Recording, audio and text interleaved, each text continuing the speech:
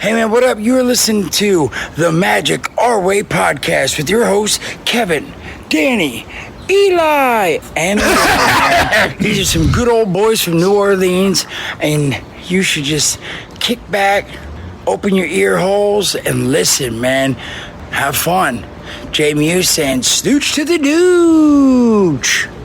Jumbo, everyone. Harambe. And welcome to another edition of The Magic Our Way. Magic Our Way. Magic Our Way. Magic Our Way. The Magic Our Way podcast. They are truly magical and whatnot.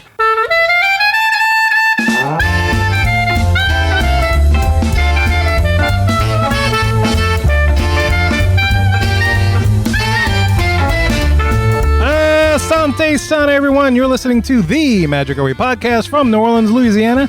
And on this show, we invite you to feel the libations. Feel it, feel it. We are artistic buffs talking about Disney stuff, and this is the show in which every opinion is welcome. MagicOurWay.com is where you can find us for the show. We talk about saving the Halcyon and Disney Light Summer. And look, this isn't your typical polished, practiced, pixie dust and Disney podcast. No, sir. We are not in the Galactic Star Cruiser every day simply because, well, you know, it's kind of pricey. That's right, Kev. We're just here to drink, talk some Disney, and try to squeeze our fat asses into a light cycle. That's it. So to sum it up, we think up what we drink up, so just love it up. My name is Kevin. And I'm Danny. I'm Eli. And Lee is traveling, so he couldn't make it on the show today. But we have some very, very special guests. So special, Barack Obama kissed their baby. That's right. Oh, that is special. That's true. That is Very, very You know, special. no more special than that. like So that is sad. the sign of the Messiah, I think. I think so. Been touched, yes. Supplies at Christmas, wise men are not outside your door. Caroling. Your child is probably levitating as we speak. Amazing. Absolutely amazing. She's doing something. I don't know. She's sleeping. She better not come downstairs. Well, look, not only that happened, but they've been long-time listeners to the show. Fans. Yes. We've had them on. We've done game shows with them and all kind of stuff. They've been Cheer them on for races. Yes, right. That's right. Josh is in the race. That video's I was still up Team there. Josh. You were Team Lee. Hey, man, I had to, keep that going for purposes. Yeah, man. Welcome to the show, Rachel and Josh. How you guys doing? Hey, it's so Hey. good to be here. We're doing well. It's been a while. Awesome to have y'all. Yeah. Yes. That's awesome. So cool. Yeah, we're going to be talking about some travel agent things. Of course, you're a travel agent and whatnot, Yes. and a couple experiences on some trips that you guys have had. So enough of our jibber jabber. Let's go save the Galactic Star Cruiser.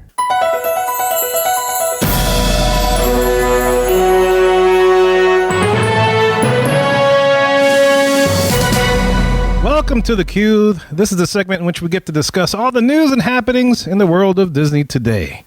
And earlier this year, we saw Disney offering a couple of discounts that we've never seen before, like dining discounts, room discounts, all that stuff. And it just so happens that this past week, we heard news of Iger stating that Disney was overly aggressive with their pricing and that Galactic Star Cruiser is cutting back on some of their sailings, quote unquote.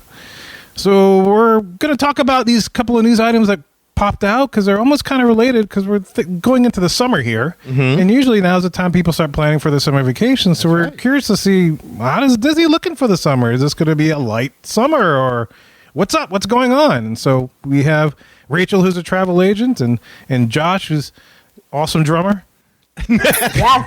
But has also experienced the Galactic Star Cruiser. That's right. He's the experience of Galactic Star Cruiser, and Rachel has. I had to throw the drummer part in there just because, you know.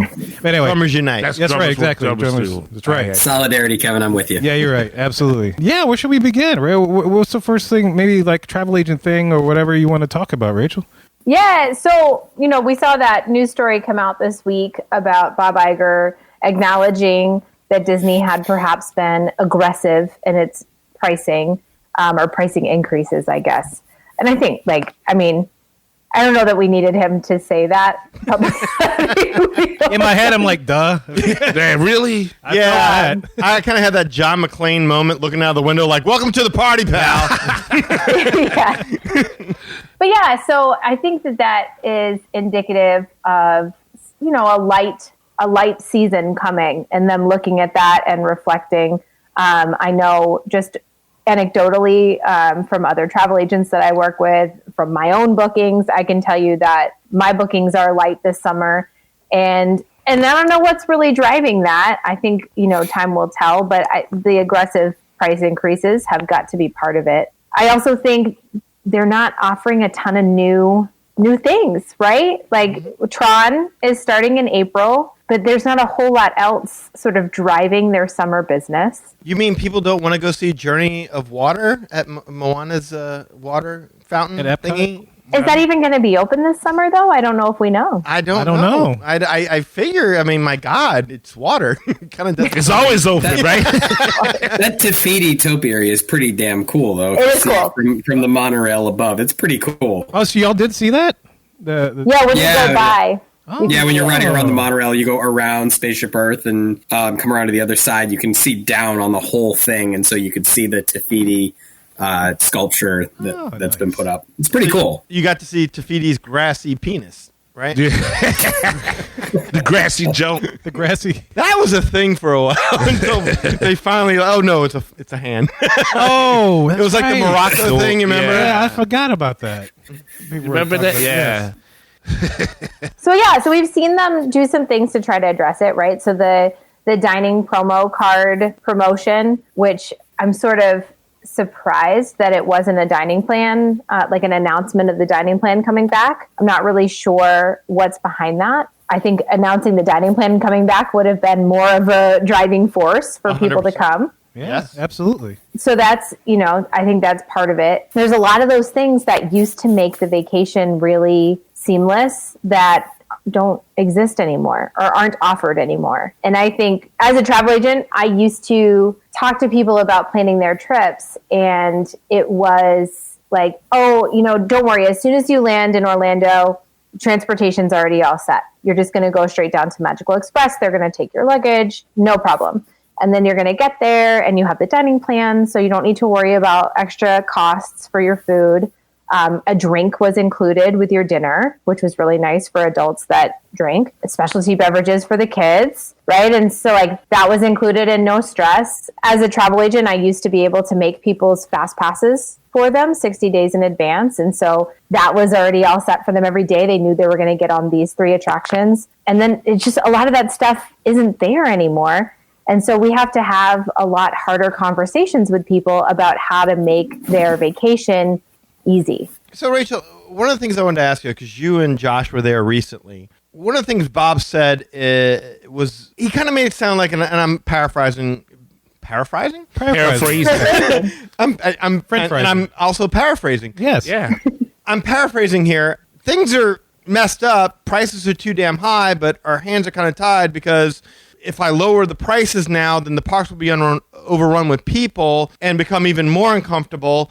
And so that's kind of their dodge, isn't it? That, hey, we'd love to lower the prices, but then y'all will just pour into the parks, and we can't have that either.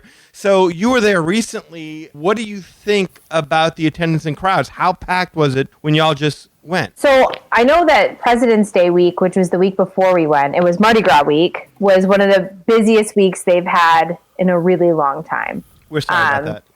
Yeah, it's all us New Orleanians coming over there from Mardi Gras. It happens like when President's Day and Mardi Gras combine, it's like super packed down Yeah, Get it. Yeah, so that was crazy. But, it wasn't too bad the week afterwards, which was when we were down in Florida. We were also there recently for Martin Luther King weekend. And Josh, what did you think? I didn't think it was that crazy busy. I actually thought that weekend was one of the more manageable crowds we've had. The only time I actually felt crowded was at Jelly Rolls, and that's not Disney's fault. That's a damn piano bar's fault. So, Well, yeah.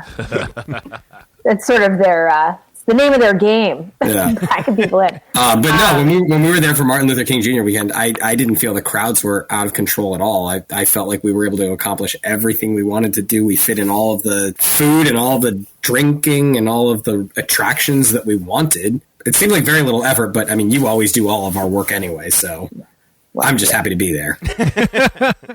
We did Thanksgiving last year as a last minute trip because we were supposed to go Veterans Day weekend, but our flight got canceled.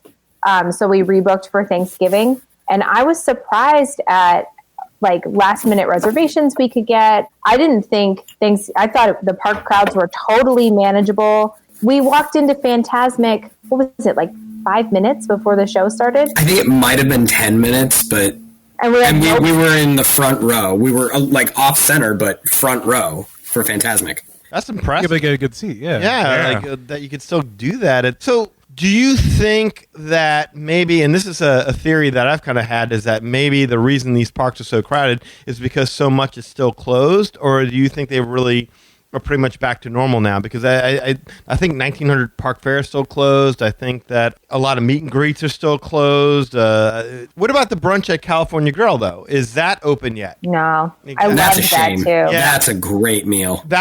That was one of the hardest to get reservations, and for that to still not be back, I know Narcoossee's is still closed. So, is that something that you think is feasible, or do you think it's just it's just crowded? I think most of the stuff is back. What I don't know, and only Disney operations would know this, is if they're operating at full capacity, right? So just because a ride's open, it doesn't mean that they're churning out as many people as they could, right? If they're filling their capacity, I don't know. There are a lot of like headliner attractions closed, right? So Rock and Roller Coaster is closed for the foreseeable. Right. Sure. Splash Mountain is closed. Yeah. Given. So there's a lot of things that normally would eat crowds that are closed, or at least a few things, and they haven't replaced it with a whole lot yet. And Tron will help offset Splash Mountain for sure, so that'll be good. But yeah, I think that's part of why you're still feeling the crowds. I do think it is. I mean, it is still busy, right? Like if you have eyeballs and you've looked at pictures of the parks lately, like it is still busy. Right. Yeah, right. That damn bottleneck between Peter Pan and the Rapunzel bathroom area, that is as congested as ever. Oh my God. Yeah. Well said.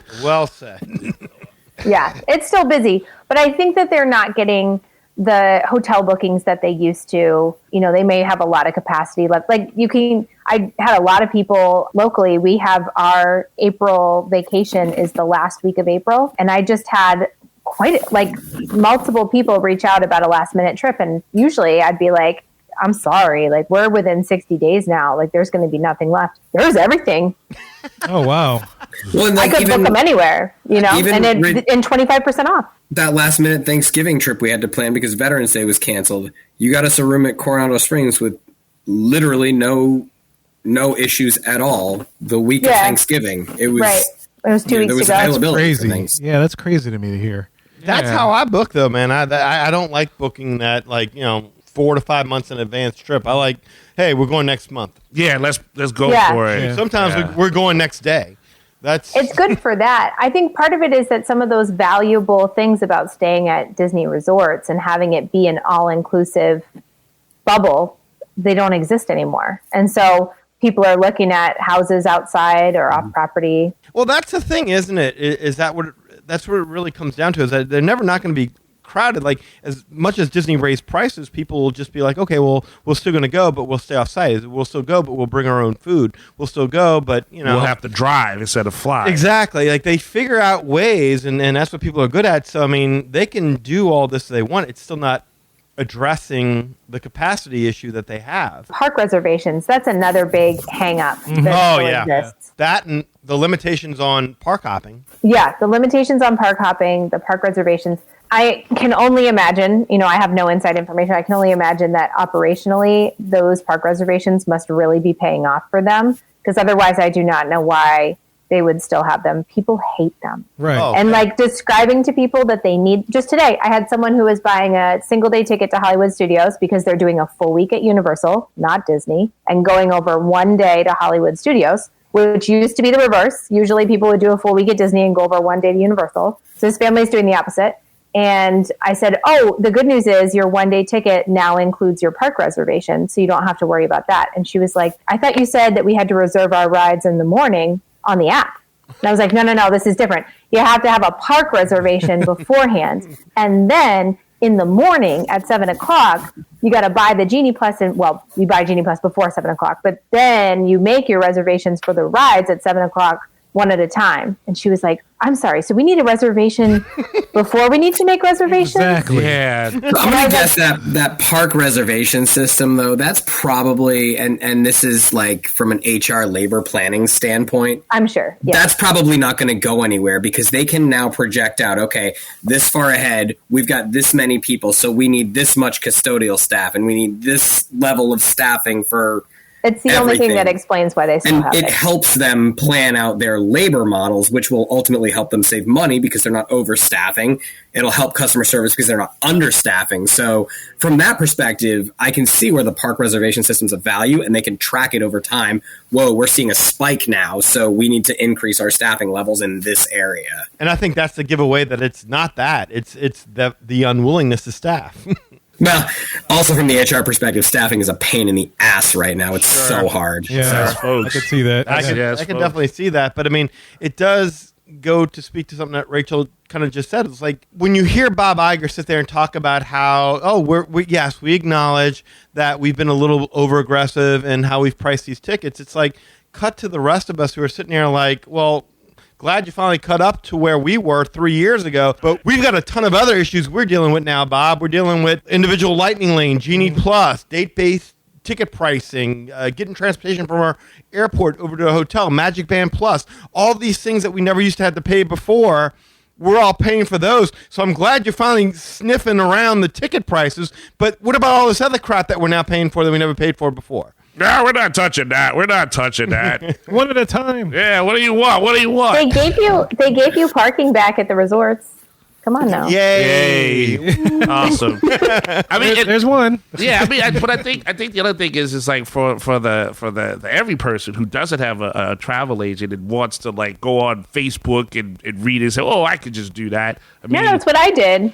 well, I'm just saying like there's people where they'll just go and look at what it takes to get to Disney, and then once you start adding like again the tickets for flying on the plane and all the planning and all that other stuff, the average person is just going to be like, I quit.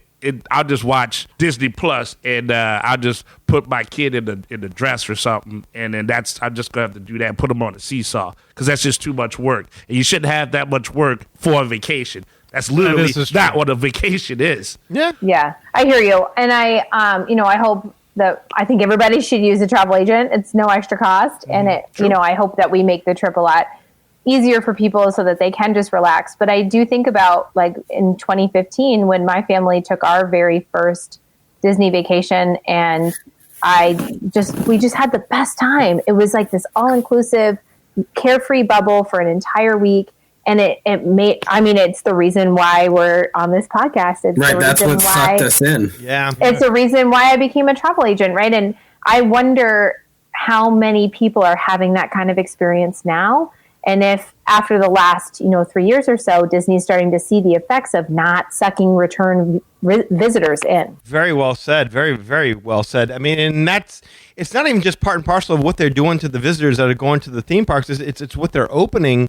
I mean, the idea, Galaxy's Edge is mediocre at best. It's a great attraction, Rise of the Resistance, but a mediocre land. Avengers Campus sucks. How do you up Avengers Campus? Don't make me cry out here. How do you screw that up? I don't get that. Couldn't even see Thor walking back and forth on the roof. To me, Pandora is way overrated. I mean, I don't like except that night. It's not even just night is beautiful. Hey, you Night's got that. gorgeous, Night is but nice, yeah. what is that? An hour in the parks? It's still an hour of magic. Kick you out. Kick you out.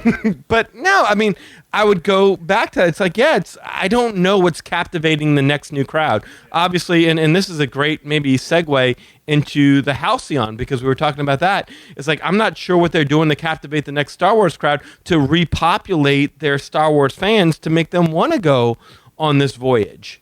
Because the last few movies have been so terrible. They think about shucking those. Yeah, I mean, it's basically, my God, the movies all suck. The TV shows are kind of hit and miss. There's so many TV shows now. It's like like watching Law and Order. It's like here's Star Wars SVU. Here's Star Wars Criminal Intent. Here's Star Wars Sith Intent. Boba Fett.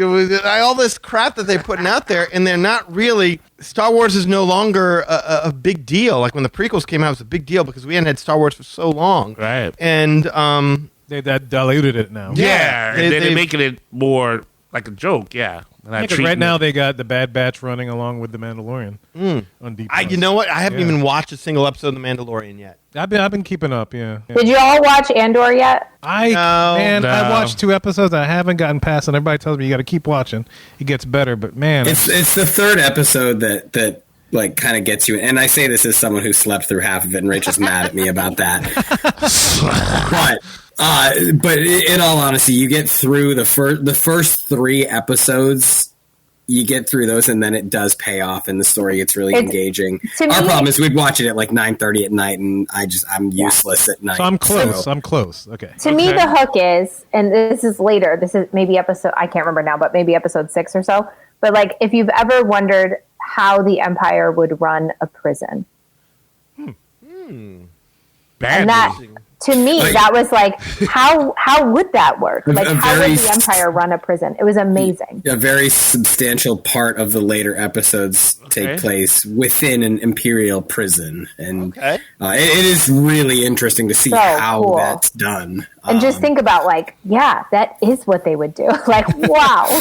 Yeah, but the guards can't shoot, so they nothing to worry about. They don't have to. Yeah, they got other ways to mess people up other than shooting. Okay. That's interesting. Yeah, okay. So the Halcyon, then let's if we're getting into Star Wars, let's get into it. Yeah, fair enough. The Halcyon. Okay, Rachel. Before we got to recording, you kind of put something out there that I didn't even think about, because a lot of people out there who have been prone to knock the Halcyon have kind of suggested that perhaps this is just a poorly done thing, poorly conceived thing. And I have my issues with the way the Halcyon was executed. I thought very expensive. Yeah, when it was first introduced, I thought this is going to be amazing. And I kind of, as they announced things more and more and more and more, it kind of seemed to not be as amazing as I thought it was going to be, and seemed to be something for the Uber fan, and I don't mean fans of getting rising cars by strangers. I mean, like, mega fan. That's a better way to put it. Mega but they will pay for your Uber. Yeah. So. Oh, there you go. Oh, okay. So that's how you get from the airport then. Okay. So the question I would have then is, tell us what it was that you told us off air. Why do you think it is that the Halcyon has cut a lot of dates? Yeah, so I had read, this is not like, confirmed information, but I had read that they had lost members of the cast, or they had moved on, or whatever. Just like any job, you move on, whatever. But that and Josh can speak to this way better than I can, because he's experienced it and I haven't. But from what I had heard, that cast job is a lot of training, because you are immersed in a 24/7 experience, or not 7, but 24-hour experience. The cast has to be incredibly trained. And so replacing those folks is a challenge. And Josh, you can speak to that better. Yeah. Oh, the cast. So I went to the Star Cruiser. It was almost a year ago. And the cast when I was there was phenomenal. It was like I was interacting with people directly out of the Star Wars universe. Everyone was in character 100% of the time. They knew who they were. They embodied that character. They remembered interactions that there were characters that I had interactions with that, 24 hours later, they remembered what we talked about and related it back to their story. Oh, wow. These were consummate professionals in what they were doing. It was an amazing experience. That's great to hear, because, I was kind of curious to see how that would go. We were even talked about doing that at one point in time. It's just piling into a room. And those rooms look very small. That's what I did. They were. So I had 5 dudes. We were all like mid-30s to almost 40. 5 dudes crammed into the cheapest room we can get. It ended up being about $1,800 each, I think. Rach, you booked it for us, so you can correct me if I'm wrong. That sounds right. Yeah, I think that's about right. So there were 2 bunk beds. There was a queen bed that 2 people shared, and there was a fold down bed. And so we all wanted to go. We wanted to do it as efficiently as we could. We spent no time in that room other than sleeping and showering, and we had the best weekend of our lives. Nice. That's awesome. Sounds amazing. It really does sound amazing, in the sense that you get to kind of participate. These, I'm assuming you're going with fellow Star Wars fans, right? Oh yeah, we've all been, one of these guys, he and I have grown up for 35 years together, loving Star Wars. The others have joined our group, and we've all been huge Star Wars. So we are their target market, right? We grew up loving Star Wars. We were ready to go and role play the whole weekend. Y'all had your Jedi robes. Yeah, I was gonna say, dress up and all that. Yeah. They planned their costumes. for weeks. Really? So, Josh, who are you? What'd you get? What was your outfit? So I was I can't remember my story. My backstory involved growing up in Tatooine. My parents were musicians that kind of like they worked the cantina circuit and I forget it now. That's but awesome. you know, we didn't pick a character from Star Wars. Like you can't pick a character from Star Wars and be that. You've got to just like create your own identity and costume to match that, and so that's what we all did. And yeah, it was a blast. I love that y'all created your own backstory. Wow, man! I need new friends. Y'all suck. Man. Yeah. I don't create backstories. That is awesome. It was just really embracing how dorky we all are. So No, There's nothing wrong with that. Pretty cool. Man. So the idea that the cast may have ventured on to doing other things, that sounds reasonable to me, and that seems to be because the cast, I would imagine, is such an important part, and you tell us if we're wrong, Josh, because so much of your interactions, unless you're droid racing or playing sabacc. Or just staring out the window into space. Right. yeah, we played sabacc too, but like you can do everything. Okay, so that would be one of my major criticisms is why I like the emphasis in the promotional materials on playing sabacc really kind of was a turnoff. Like that's not necessarily something that I really want to like spend my time learning to do. Yeah. Yeah. So like, but you're saying sabacc was like an enticement. It was a very easy game to learn. Okay. I came home with a set of sabacc cards to play the game. I did not, we didn't go out of our way to like participate in sabacc tournaments, but we went to the bar and there's a digital sabacc table that was open. And so we sat down and one of the cast members came right over as soon as we sat down. It's like, oh, y'all know how to play? And we're like, no, we have no idea. Well, let me walk you through it. And so we played a few hands and it was a blast. And then he cheated you for money. And he was like that sleazy. His character was that. It was like he's like. Now you're indebted for him for life. What's that? Yeah, something like that. He might have won my starship in the end. Oh yeah, that movie with Paul Newman and Jackie Gleason, The Hustler. He was like the Hustler. Like he was like the Hustler guy who like oh, you're really good at this. Boom shot. Why don't we put some money on it? You beat me 3 times. And Come next on. thing you know, you got all your credits. Yeah. You had to turn in your robes. You had acknowledged that some of those things were not the best, that were like the lightsaber training you had said like was not. I would love Yeah, to I do mean, lightsaber it was fun. The lightsaber training, for example, seemed like it might have been more designed for people that were traveling with their kids, and we need something for the kids that are really going to love. Like, we all did it, and we all had a blast with it, but I don't think it was designed for us. I've seen video of this. I would agree. Could you see the laser beams that you're supposed to be blocking better in person than what you can in the videos that you see of it? You don't actually see the laser beam. What you see is on the wall in front of you. You'll see this like illumination, in the top right. And so, that's where you're going to block. And then you'll see the illumination in the bottom left. And so you're going to go down. So like that's supposed to be the Force telling you where to block. Oh, is the idea behind it. That's how they present it to you, is you're learning to tune into the Force for your lightsaber training. Yeah, that doesn't sound like much fun. Yeah, I'd rather learn like the forms. Yeah. Yeah. So we had a few drinks before we went in there. And, there you go. We had a blast with it, and that, I mean, that's the thing too. Like, you got to go into that whole thing just wanting to have fun. If you're going to take it seriously, you're wasting your money. That's kind of my thing, is that I like the idea of having a drink in the lounge, but that lounge seemed very small. Now, the room seems small as well, and you confirm that, but again, we're looking at videos here. How big was that lounge? The lounge itself is not big. Okay. It's not. Like, there were, maybe 24 seats in the lounge. You can get drinks from the lounge and bring them out into the, I forget the grand foyer or whatever they called it. They also have serving staff wandering, and they'll bring you can order drinks and bring it. So the size of the lounge, I didn't find necessarily as a problem, because we didn't really spend much time. There's not a whole lot to do in the lounge. If you've seen the scenery, other than the digital sabacc table, you've seen it. So get your drinks and go where the action is. There's no action that takes place in the lounge itself. Okay. So, what about the dining area? What would you say about that? it was great. Really? We loved it. I mean, Okay. we had a server who was he very quickly picked up our speed and played to us. which was another testament to the cast that they had. But the food was great. The dining area I thought it was plenty big. They have started going down to just one seating for cruise because there haven't been enough people to fill two. Interesting. Yeah. Okay. And that is not actually, on all of them, but on some.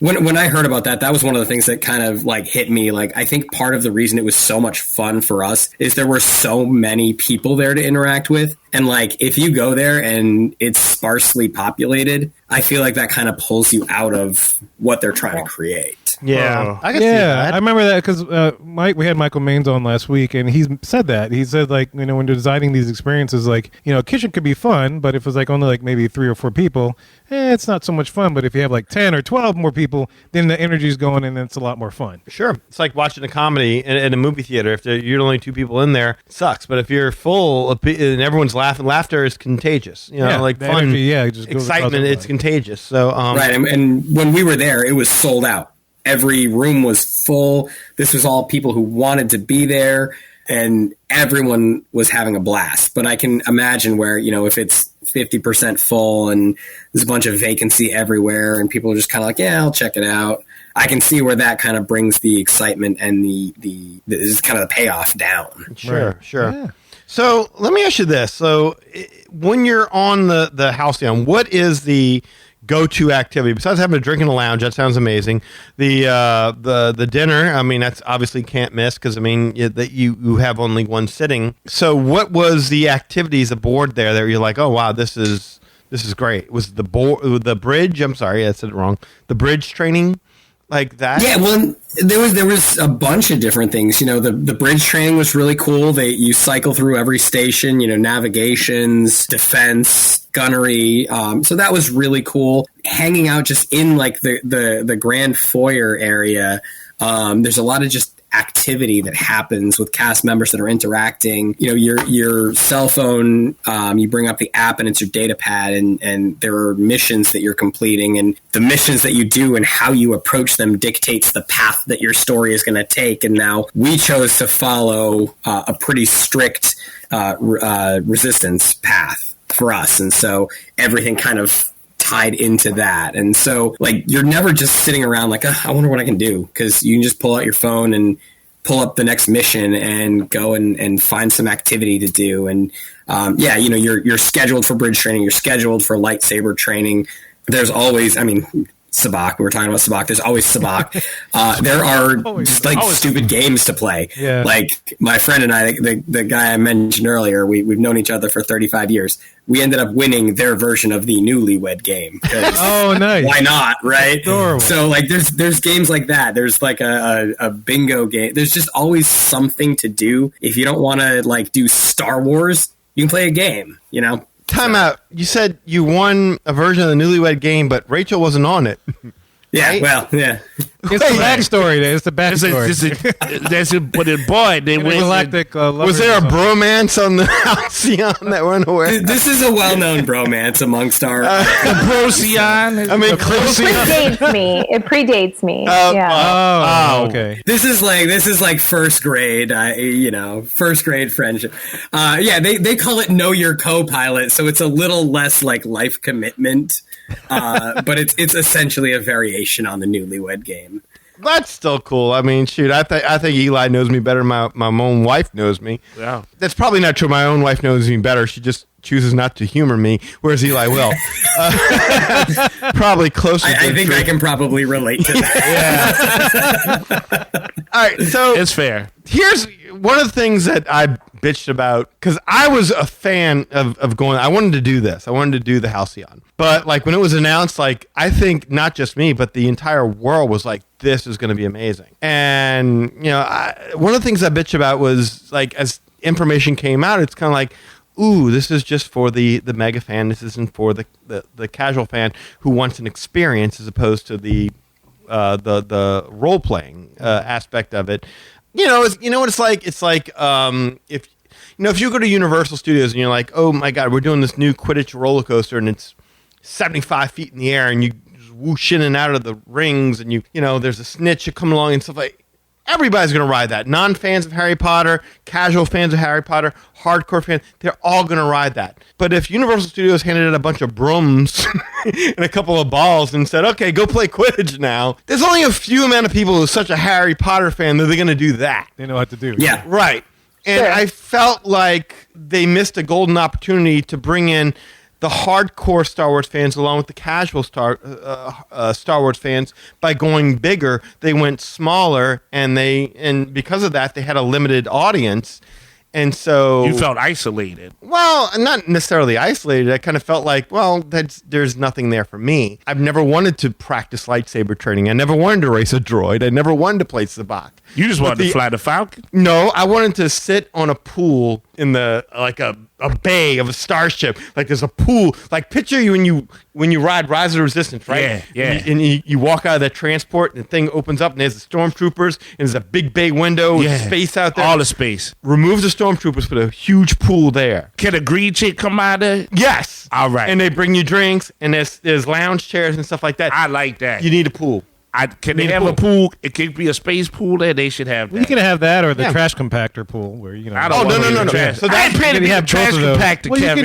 You could choose. That's the other thing I would have done, Kev. Trash compactor pool? No. I would have done like an escape room. Like all of a sudden, like you have like That would be various cool. escape rooms, like where we're caught in the trash Rainforest compactor, mouth or something. and if we don't get out in X amount of time, we're going to be crushed. That's pretty wild. Yeah, 3PO! 3PO's not here. Damn it! exactly. Like do things, experiences that are like, oh shoot, yeah, I don't want to play plastic Star Wars, but I could do that. I would do that. I would do this. That's the beauty of a cruise ship. You go on a cruise ship, all these activities are taking place all the time. There's all these things to do. Like there's no one dining for restaurant. Like you can go sit down at a restaurant whenever you want to. Like even if you miss the main restaurant, you just go to the other restaurant and you eat there. You know, there's always something to do, and that's the problem I would see. And tell me if I'm wrong, Josh. That's the problem I would see is that there's not a whole lot of concurrent options going on at all times that would be like, oh my God, this would not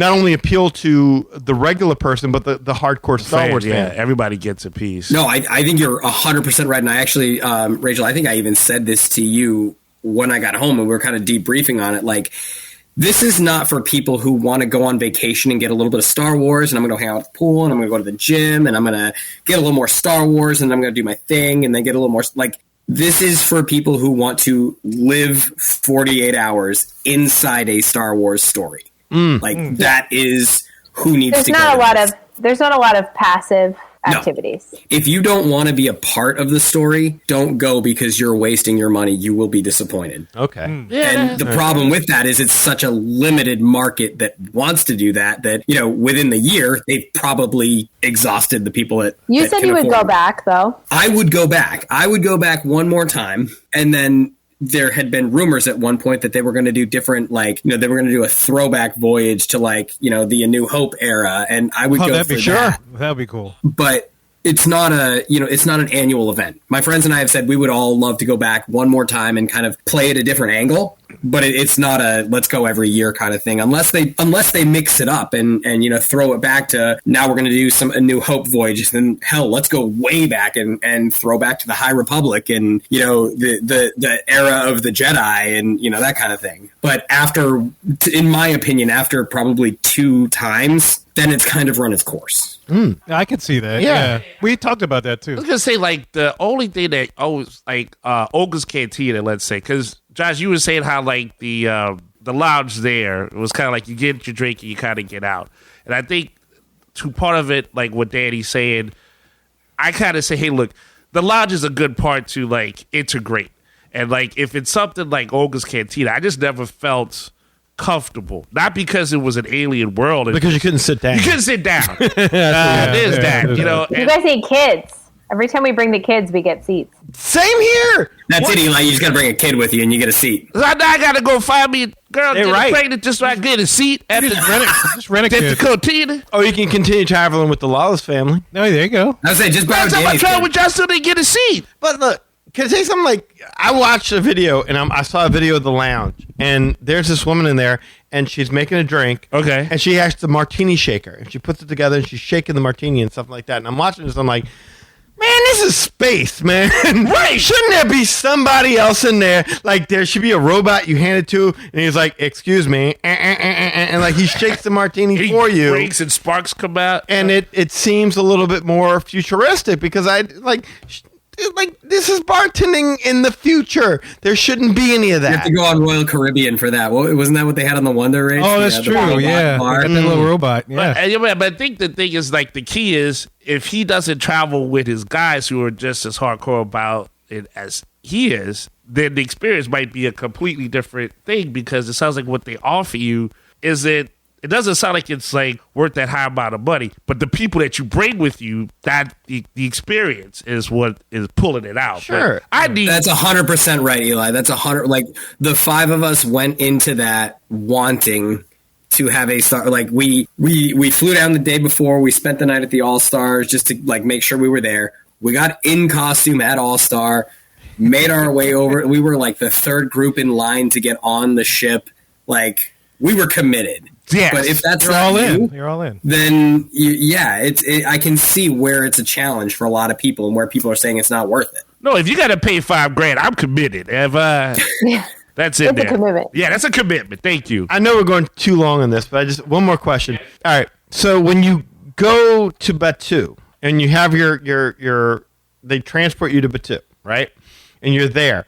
Is there somebody at the entrance to Batu to stop you from getting to the rest of Hollywood Studios? Like, no, excuse me, sir, you can't. We're in space, sir.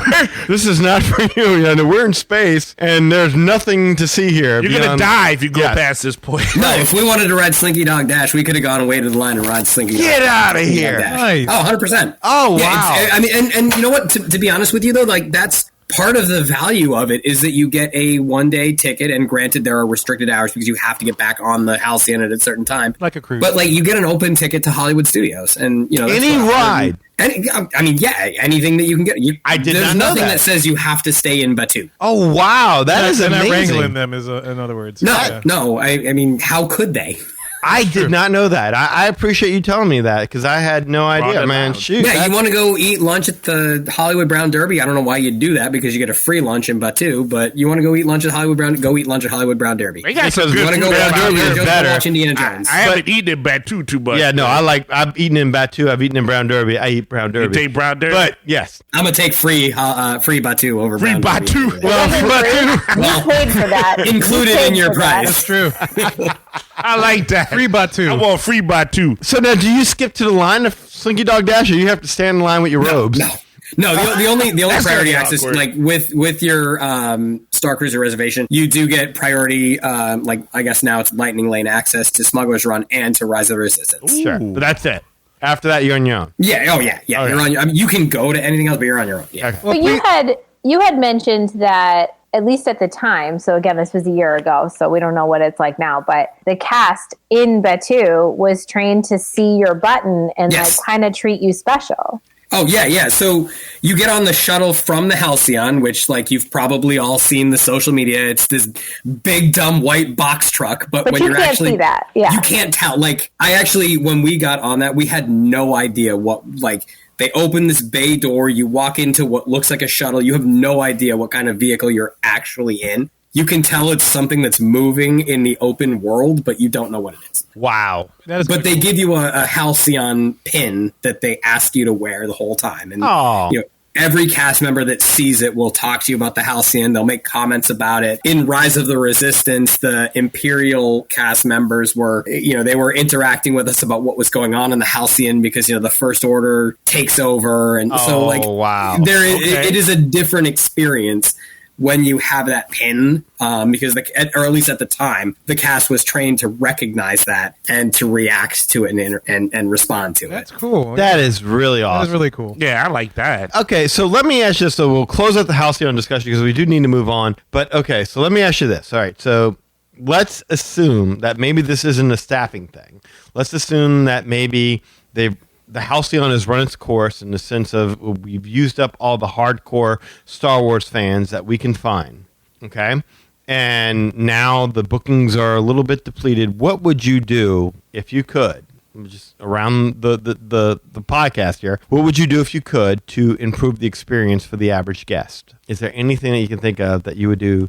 Because I tell you what, like I still want a pool. I was gonna say the pool of the green chick. I'm still on board with that. Oh well, look, I wanted a Chuck E. Cheese style showbiz like band, like an animatronic band. Yeah, like a cantina band. Like you could have a human performer being the lead singer. There was a legit Rhodian musical performer there. Like she was pretty incredible. So yeah, but like, would it feel like you had like 4 or 5 aliens like just backing her up, like they're just showbiz style, like they're pretending. Well, she was backing up the Twi'lek, who was the main performer. I got you. Okay, I thought you were yeah. talking about the Twi'lek. Okay, Yeah. And then there was another guy, I don't know what species he was supposed to be. So, like, there was an actual, like, Star Wars alien band performing. but like 3 people, 5 people? Yeah, it was 3 of them. a small You group, say, yeah, you need like 5 or 6. Come on.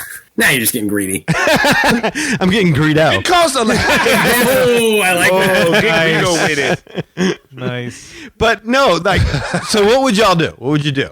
That's a great question. Though. Anything that I would say from a travel agent perspective, I would discount it 25%. There are plenty of people who've reached out, but the price is too high. I love her mind. I love her mind on this one. Dang, That's exactly it. I think that's the solution. Cut the cost. Yeah, you cut the cost. And, That don't you hurt. know, It's 100% more appealing to me. Now you open it up to more hardcore fans who just can't afford it. But then, okay, once you run through them, Yeah, that's limited too. yeah. Yeah. All right, so now you've run through the people who are like, well, we just couldn't afford it before. Now we can afford it. They do it. Is there anything you can think of to add to it? Like, I think the escape room thing, like the escape from the trash compactor, escape from something, like that would be cool. Like Universal's doing great with their escape room, right? I don't know how busy they are, but they're expensive. But Oh, really? I assume it's doing okay. Like a dinner show, like a la like the Adventurers Club. I would love that.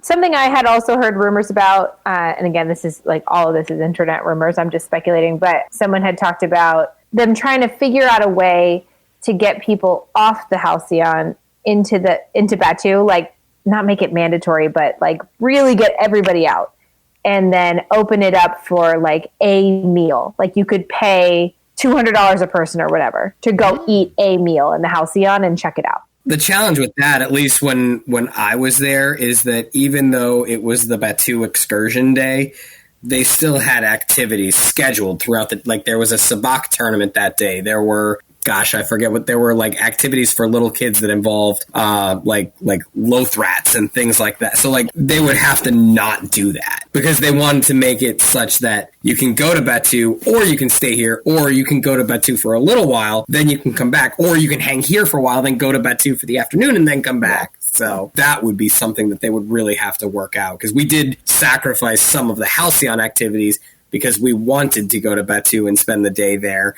And, you know, the experience there with the data pad and the missions and all that was very cool as well. So there were people who chose to stay on the Halcyon. They had a whole bunch of range of activities that they could. Yes. Oh, yeah, wow. there were activities throughout the day for people that chose to stay on the Halcyon. That's Yeah, impressive. that's kind of like a cruise ship. It's just exactly like a cruise ship. And that's it, Kevin. Like the whole thing is set up exactly like you're on a cruise ship. Like you have a departure time. You have to board within this window. And then once you board, you're not getting off. And you can get off to go on an excursion at the port that we dock to, but then you have to be back on at a certain time and sail away. Right. So What it's missing that a cruise has is the passive leisure activities. Which There this you doesn't go. have. That could be something you could add for sure. So wise. Yeah. That's exactly it. That was a thing. Like I never felt like I was at a loss of anything to do on the cruise. Like if anything, like I felt you like can do there whatever was you want. too Yeah. much to do. Like Yeah. there's just no way to see it all. So I do like that. I was going to say, we that, like Jinx. Jinx. Hey, Jinx. Go, you go. No, I was going to say with the whole idea as far as opening it up for like a restaurant, I think that's like kind of feasible if they're taking away like one of the sailings, right? So like they could make an announcement, hey, the Halcyon's in port, and yeah, if you want to come eat. You know, here's $200. Boom. Maybe that's what they're going to do with those 3-day stretches they don't have. I was thinking about it, seriously thinking about it, and I was thinking, well, if Disney owned Star Wars and it's a chance for you to live out that dream, why not have actual people like the actors or whatever, like the real actors from the movies? I get it, you can't get all the big wigs, but some of them, there's enough movies and shows and stuff that align. You could have like a meet and greet at like certain parts Like where Mark Hamill shows up on the ship. I know. Yeah, a like- Mark Hamill weekend, they could Mark charge Hamill so would much. be yeah, nuts. like when That will sell out. That would Yes. be nuts. Like, That will if they absolutely get sell. Frank Oz, I don't care the damn price. I'm there. exactly. I think you have something where you need the property itself to come to life. You know what I mean? Like, it's no offense to see what, that. but Yeah. you need the property to breathe within the property. Sure, 100%. Yeah, no, Whoa. that makes sense. You well. But yeah, like I think, Danny, what would you do differently? It depends what your target audience is. If you want to cultivate that immersive dinner theater, LARPing, everyone participates atmosphere, I think you've got to have a variety of stories that happen, and you need to change up what each sailing is from one to the next. And maybe you have 4 or 5 that rotate, and that pulls in your repeats. If you want to get the more passive, then you need to throw in the things that you're talking about, like the pool, the gym, because like this is not a vacation where I'm going to go hang out by the pool and get a little bit of Star Wars. And if they want to pull in that crowd, then you're absolutely right. They need to add in those types of amenities. But I don't think that was their goal with this. I think this was the immersive experience. And so I think to keep it fresh, they need to create a few different stories and kind of have a rotation that people can sign up for to get different experiences. Why not both? You're Disney. Why not both? Why not have all those casual activities? Yeah, I gotta be honest with you. Like, if you're there for the immersive experience and you see the people who are in like a t-shirt and shorts, it does take away from. Yeah. Yeah, this is true. Yeah. Like we were there, all 5 of us. We had different costuming for different days. We had we all had our Jedi robes for one of the nights, and so seeing people that are just like in jeans, it kind of like takes away from it. So 100%. Yeah, it makes sense. And that we said that when it was announced on the show, we were talking about it like it's like fantasy baseball camp, where it's like you're signing up to be a member of the Red Sox for a week or whatever the hell it is. Right. It's an escapism. It's right. You get out there and be who you feel. Exactly. And that's the thing. It's like, but they should be able to appeal to those people and appeal to the more casual fans if you're wanting to make this a long-term success. Because, I mean, I would have considered myself a hardcore Star Wars fan when I was younger, and now that I'm older, I'm definitely still a Star Wars fan, but I'm more of a passive Star Wars fan. I don't need all that. I just want to have a drink in a lounge where I look out of a window and there's space. I got it. I got the title. and you got to go on the Wish, Danny. That's that's true. Now you're Yeah. But I got the title, the Dagobah And the Spot. fun thing is, when we were on the Wish, we were in that lounge. I got a picture of the Halcyon flying by the space window there. Oh, that's awesome. Oh, that's so what we cool. Eli was just saying about the Dagobah Spa with all the the mud title. treatments treatments that they do. And Yeah. everything. I think that would have been That'd have been That awesome. would've been kinda cool. You've been like at a cool part, like the jacuzzi. That's a good idea. I like that. Yeah. That's actually not a bad idea. And then there's like a smaller jacuzzi No, you further gotta out. you have to have the back that tank experience. Something, yeah. Rejuvenate That's a yourself. really in the back fun of the idea. tank. I really like that. That is a cool idea for how they could expand that. Yeah. I am 100% a spa person. I'm with you. Yeah. I'm with you. You That's have what- like a little Yoda and he raises like a Millennium Falcon out of a jacuzzi and Oh, stuff, man. my wife was about like my birthday weekend is this week, and she's like 4 seasons. What do you say? What's I'm like, happening? Yeah, What's happening? It's just like, all right, so we're gonna go. Oh no, I gotta go do this for the kid. Like, never mind. What? It's not fun if you can't have. Your people? Yeah, you need the peoples. Get your peoples. All right, so real Yeah. quick, just to bring this back to where this all Well, I want to started. circle back to the light summer business. Oh, right? go for it. Go for it. Because we're thinking about the light summer bit thing, and I'm curious with the bookings for Disneyland, and I say this in response to the whole Disney 100 thing that's supposed to be taking place. It sounds like we're talking about like bookings for Walt Disney World seem to be pretty light.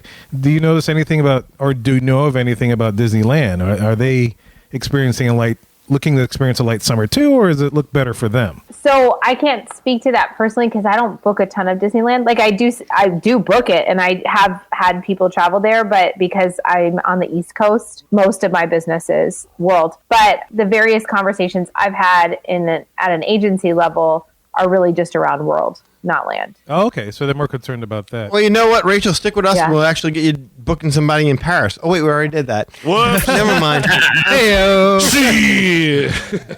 Hey, look, Rachel, guys, she is one of the best travel agents. I'm sorry, I'm just going to say it. She's the best travel agent I've ever booked with. Legit. She's Yeah, 100%. On the and spot. just really accommodating and so generous with her time.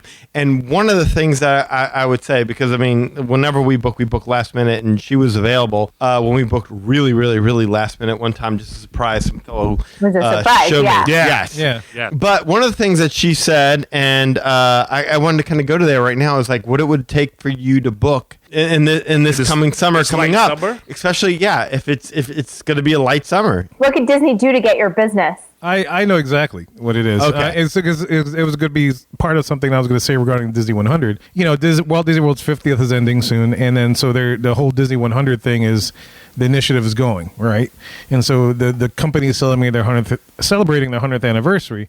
I would like more things offered. I mean, I know the center of the party is in Disneyland. Okay, great, but I mean it's a company wide deal. I would like more things to happen at Walt Disney World as well. You know. Yeah. Like fireworks and celebrations and stuff. Yeah, I want more than just like stuff that it could sell me or like food products. You know, I want and the reason why I bring this up is when I was doing research for the Michael Maine show, I also happened to research the 35th anniversary, and this was just the 35th anniversary of Disneyland. They were giving away cars, a Geo car, like every freaking day of the celebration. They only ran a year, but they did that. They had, and they also gave away like Delta airline tickets. They had a parade, a special Michael parade. Eisner really does not get the credit he deserves. I mean, they had so many, and we'll do a show on this at some point because it just makes me cry because it's like they just did that for the 35th. Here we are at Disney's 100th, and I'm not feeling much. You know, it's like if I go back to Disney World now, it's like okay, 100%. Tron, great, but that's it. You know, Yeah. it's like I know everything else, even for the repeat visitor, but there's not really much for Disney 100. You want something like win Bob Iger's money or something like Something, yeah. Another do the. I would key love. or- That's a great idea. Yeah, I love Golden that. Fast Pass, or I'm give with away you. a car or something like that. I don't know how they gave away the car every day. That's nuts, but they did. But just something that's crazy, just out there. It's like let's go for it. We're celebrating the not? 100th Yeah. anniversary. It Like only happens. 100 guests a day get a front of the line pass. Yeah, like the Golden Fast Pass they used to do. We call it like a sorcerer. Oh, Golden Fast Pass, or like sorcerer's pass. Sorcerer's, Yes. yeah, it's something like that where you have a chance of something, and you know, because like it's like everybody. I remember in the 35th, everybody in Disneyland when you walked in, they got a little voucher and you could put into this machine where you could win a prize. Oh, yeah. and sometimes it could be just something as easy as like a gift card or Year of a Million Dreams. yeah. Oh, But God, that stuff was like awesome. That. Oh, that yeah. that would get me back in the parks. Like I don't have anything booked now because there's nothing really driving me. I'm looking outside of the parks. I'm looking at other DVC properties just because. Yeah. I've given this a lot of thought. Can I tell you what I would do? What would you do? All right. I'm Disney or I'm me. Okay, this is what I need. You're Danny. I'm me. You Danny. In this them scenario. Disney. Them Disney. You Danny. I need 30% off deluxe rooms, 25% off moderate rooms, 20% off value. Okay? Wow. Okay. Genie Plus is free for all Disney Deluxe Resort guests in my imagination. Your world, yeah. It's discounted for the moderate and the value guests. So you can discount it however you feel fit. $10, $15, whatever it is. All right. Also, pre-purchase for Disney Plus isn't available in my imaginary scenario. Pre-purchase. Pre-purchase because I don't want to get up at 7 a.m. and damn Oh, for Genie Plus. Okay. yes, for Disney Genie Plus. Yeah. Screw that. I'm tired of getting up at 7 You're a.m. so good at it. Thank you. Lightning Link selections capped Cat. at $15 a piece. Oh, I don't mind that. Yes, Okay, it's capped there. No, it never gets any cost. Yeah. Never gets any bigger. That's it. Stays at $15. Putting the value on the ride is kind of crazy. 100%. Reinstitute extra magic hours for Disney Hours. Resort guests at night. Yes. Ooh. Reinstitute a dining plan that has some level of value instituted in it. I would say I don't even care about the value. Just having whether it's a financial value or not, just having the dining plan was an inherent value for us because I didn't have to worry about any of it. I love that aspect of a Disney vacation. I trumpeted the dining plan until they strangled every last bit of value out of it. Like there was a point in time, and we've talked about it many times in the show, where when you got the Disney dining plan, it was included with you got an appetizer, you got dessert, you got the meal, tip was included. It was all encompassing, and then they did away with little by little. They hacked off the tip, they hacked off the appetizer, and they took all the value out of the dining plan. So I would put and then finally, as I said before, remove any limitations as it comes to park hopping. You do all that, I'm coming. And granted, that's a tall order, but you're asking me to come during the summer, which is when I'm diametrically opposed to going to Disney. But you're asking me to come during the summer, so that's what I need. Our family has recently been trying out Royal Caribbean. It's part of what we've liked so far about Royal Caribbean cruises is that you can do the dining package and the beverage package. Granted, it does cost more, but we walk off the ship without extra charges on our account because everything was included. We could have whatever we wanted. That's it was awesome. all included. I need to book a Royal Caribbean. Can you book a Royal Caribbean? Just out of curiosity. I do book Royal. Oh, how about that? Look at that. What can she Rachel at do? wishfulwanderingstravel.com. I'm writing that down. But what's actually interesting, Danny, the thing that you said that kind of hit me was the free, Genie Plus being included for deluxe resort. That's the Universal approach. So our vacation we just came home from a week ago, we spent 2 or 3 days at Universal, 3 days at Universal, 2 of them were consecutive. We were staying at a house offsite that we had rented with a couple of other families, but we actually chose to book one night at a deluxe Universal resort so that we could get the unlimited express pass included for 2 days, our check-in day and our checkout day, and it was cheaper than if we had to buy it on its own. So right there is the value that you're talking about, Danny. At the deluxe resort, you include that, for Universal, it's their express pass. For Disney, if it's the Genie Plus, that's a zero cost way that they can incentivize people to come back. I love it. Yeah, absolutely. They would have to admit that Universal did it right. Well, yeah, good luck Copy 'em. with that. Yeah. That is one of the things that Universal has done 100% right is that. I love it. No, I think that's smart though. You do have to make sure that your park is accommodating financially for anyone who wants to go and still enjoy it, and not make it so, like you said, picky and choosy with the ride that you want and how much it costs, and that's just too confusing. I like that it kind of cuts all that down just to the brass tacks. Well, while you're talking, what will get you back in the summer? I don't know. Free membership to Match.com. I mean, if there's Census Land, A if chance they to- make that. Okay. I think, no, honestly, I think that A one of Disney girlfriend, a Marvel well, girlfriend. that would, that's always awesome. Yeah, I know. That's always amazing. Better drinks for Marvel Land and Disneyland for sure. But I think one of the main things is that, and we talked about this earlier, is that make everything operational first off. That's a good point. Yeah, because if look, it's just me, right? So if I have to go ahead and scrape up $5,600 or whatever, please let everything be working. Like when we mentioned about Rock and Roller Coaster being broken down, I wasn't surprised by that. I think I've only ridden that thing twice in my lifetime. Every time I've gone, that thing's been broken. Well, you could just go next door to Lightning's McQueen's Racing Academy. Maybe I just go ahead and get That on is a fun attraction, Kevin. Shut up. Yeah, I mean, Are you serious? but right, I mean that's the key is that you're seeing these commercials where you go and you get to be something else and it's magical, and then when you get there, the ride's broken, and not just for one day or an hour, for the whole time you're there on the trip. Well, there's no point where I don't want to walk away from vacation oh well, I didn't get a chance to do that, but I got an ice cream cone and a float. I can do that here. Yeah. So I think top peak capacity for the park would be good. Okay. What about y'all, Roberges? Y'all have a trip planned for the summer, or is... No, we don't. We're open for the summer right now. I'm actually actively trying to figure out what we're going to do this summer. I'm waiting for the right thing to cross my path. So maybe Disney will do it somehow. So what would do for you guys? Yeah, what makes it? I don't know. I've kind of sworn off Disney in the summer. I'm from the Northeast. Florida hot in for us. August Yeah, does not fair. work for me. That's I fair. melt. The climate is just intolerable. Oh, it's crazy. It's humid. The humidity is. I mean, I don't mind because It's I'm used big. to it from here, but at the same time, yeah, it's pretty brutal. Yeah. I think it's hotter than New Orleans. Again, I'm the guy that was out in shorts in 45 degrees today, so 99 degrees and 97% humidity doesn't really work for me.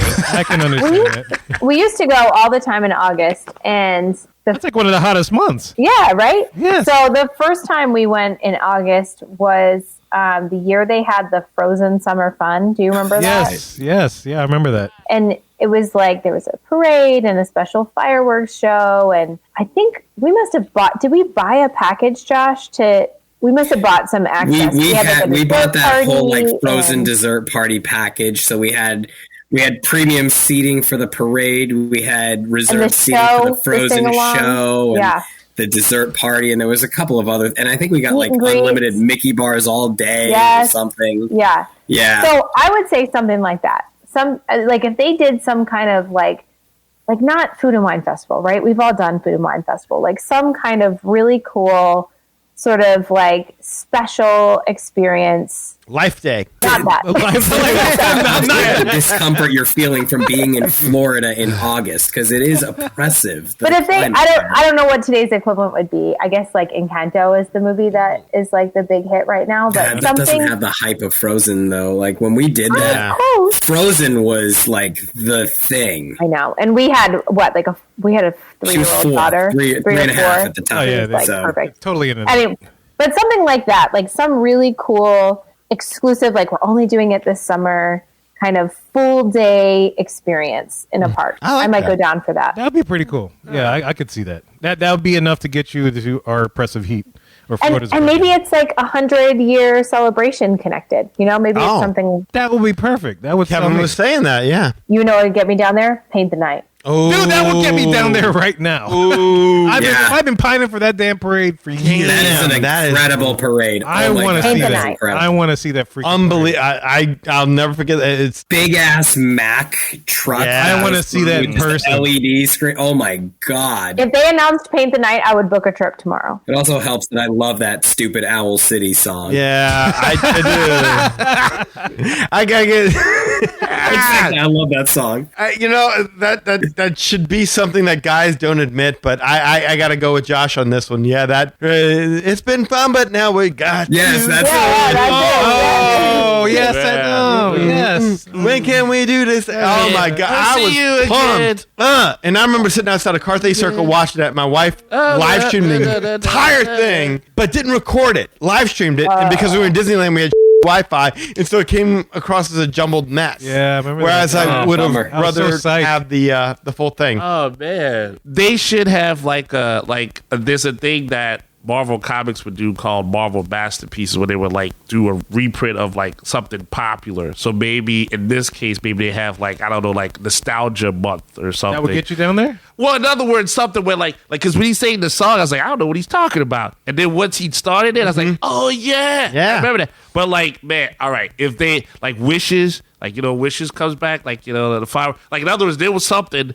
that they were like, hey, for those patrons that actually can afford to come here are the things we know you liked, back in the day, and then throw that out. That stuff comes back. That's like when they have concerts, like R&B concerts from groups in the 90s. There's still people that will come and pay for those tickets. So in other words, yeah, a nostalgia period for Disney would probably bring a lot of people. Oh, that would. Yeah. That's a really cool idea, Eli. Just That like is a good idea. Well, pulling all this. Disneyland does like a nostalgia night, like a throwback night. Yeah. It's an after hours, like special ticketed event, but that would be cool. Yeah, just everything. Vitreous Club, just all that stuff that you had. Basically, Rachel agrees with us. Go to Disneyland. Why are you going to Disney World? Go to Disneyland. Everything. Well, I mean, that's at the center of Disney 100, so I would do that. I would not Love fight. me some Disneyland. I would not fight Actually, California weather. I do have plans to go to Disneyland this summer, so I'm excited for that. I myself okay. do not. She's going. No, I- I'm going alone. Travel agent. Wait, what? You going alone? With my agency. Oh, okay. Oh, it's product. Are you staying on product site, knowledge. right? You're not like Yeah, we're at Disneyland Hotel. I thought that was like 40 level chess that Rachel was playing. Like, oh, you remember when I let you go to the Halcyon? Well, guess what? Now I get to do Tron Light Cycle Run. I'm going to Disneyland by myself. Like, she's got all this laid out. She's like the Beyonce of travel agents right The now. Beyonce. And Josh is Jay-Z? Yeah, here you go. Oh, She's like, I'm out here. Go. Josh Z. Josh, Jay-Z. Jay-Z. Literally in there. He's literally He's Jay-Z. literally in there.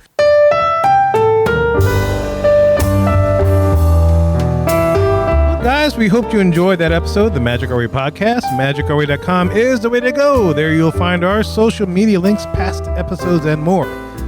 Plus, you can get in touch with us through the following ways to share your opinions on anything that we've talked about. Number one, shoot us an email at show@magicourway.com, or you can call or send us a text message. Yes, I did say text us at 1-815-MOWEEKEND. That is 1-815... Mo Weekend. 669-4226. And of course, we have a couple people on the podcast that do things outside of the podcast. First of all, we got Eli, does things with comics. Eli, what you got going on, sir? Of course, you can always go to the Ivory Comics website, check out the projects that I have there, such as Project Geisha, Savages, and of course, the Molly Be Damned. So that's www.ivorycomics.com. Also, you can see blog posts and interviews, and of course, a link to this podcast so you never miss a beat. Facebook, you can find me there, Eli H. Ivory, as long as you're a real person. Nice to meet you. But if you're bot, don't even need to greet you. Get on out of here. Also on Facebook, you can check out the Project Geisha page on Facebook.com/Project Geisha. Also, I'm there on Instagram, posting up the hearts and the likes. And I've been taking some of our episodes and putting them in my story, as they say. There you go. So my story is your story. Your story is my story. So right there, eIvory504, you can find me there. And of course, on Twitter, unless Elon Musk still ain't liking my stuff, I can be found at Hancock10166. So if you appreciate the madness, just bringing me the gladness, thank you very much.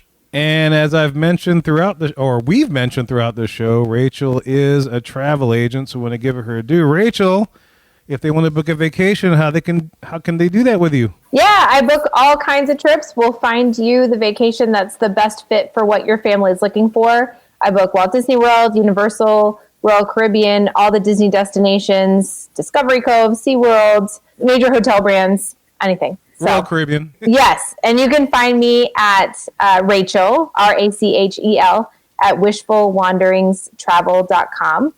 You can also find me at R, just the letter R, Family Magic on Instagram, Facebook, and YouTube.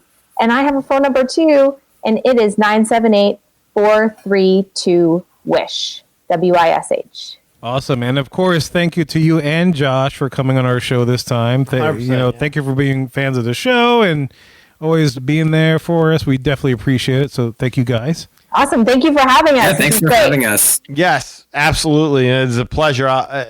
Every time we talk to you guys, it rejuvenates our passion. Even It's through the awesome. lockdown, before the lockdown, all that kind of stuff. It's always a pleasure to talk to you guys. Yeah, we'll be back soon and talk about Tron. Absolutely. We'd love to hear Can't about wait. Tron. In addition, guys, there's so many ways to support the show as a whole, and you can find them all on our website, magicourway.com. Plus, if you want to elevate your support of the Magic Our Way podcast, go to patreon.com/magicourway. There you'll find 6 awesome tiers to support this show. Any way in which you can support the show is deeply appreciated. We also want to thank you for being a loyal listener, and we always love hearing from our listeners. All opinions are always welcome on the Magic Our Way podcast, so make sure you get in touch with us today. So more weekends, we say Kwaherini. My name is Kevin. I'm Danny. Magic out.